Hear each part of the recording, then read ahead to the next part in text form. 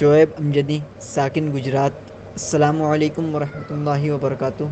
مفتی صاحب کی بارگاہ میں سوال یہ ہے کہ کیا مرد کی طرح عورتوں کی بھی قبر میں آقا کریم صلی اللہ علیہ وسلم کی زیارت ہوتی ہے؟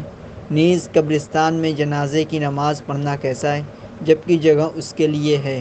اور آگ سے بنی ہوئی جری جھلی پولیتھین کی پنی قبر کے اوپر رکھ کر کے مٹی ڈالنا کیسا ہے؟ بہترین طریقہ کیا ہے؟ قبر میں چٹائی رکھیں گے یا جری رکھیں؟ جناب شعیب امجدی صاحب، وعلیکم السلام ورحمۃ اللہ وبرکاتہ۔ جس حدیث پاک میں یہ ہے کہ جب منکر نکیر سوال کے لیے قبر میں آئیں گے تو حضور کریم علیہ الصلوۃ والسلام کی طرف اشارہ کر کے کہیں گے ما کنت تقول فی شان ھذا الرجل۔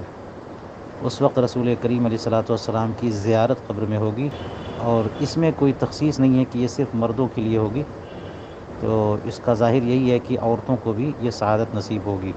اور قبرستان میں جہاں تک نماز جنازہ پڑھنے کی بات ہے، تو قبرستان میں کوئی ایسی زمین ہو، کوئی ایسا حصہ ہو جہاں پر قبریں نہ ہوں اور صاف ستھرا ایریا ہو، تو وہاں پر نماز جنازہ پڑھی جا سکتی ہے۔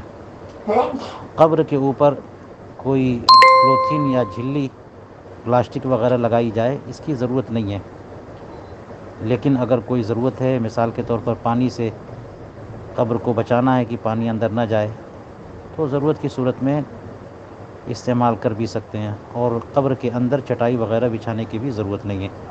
واللہ تعالی اعلم بالصواب۔